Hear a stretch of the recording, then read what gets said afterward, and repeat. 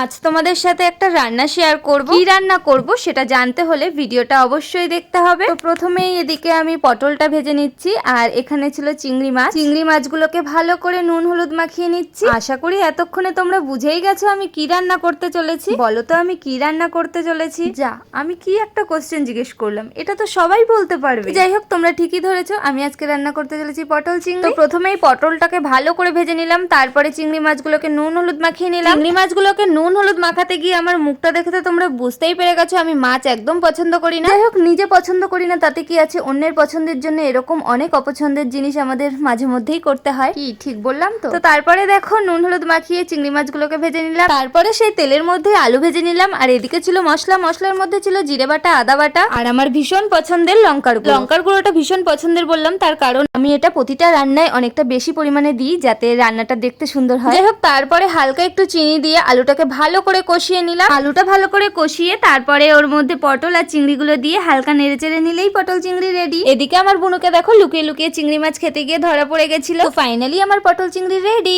তো রান্নাটা দেখতে কেমন লাগছে আমাকে কিন্তু অবশ্যই কমেন্ট করে জানিও।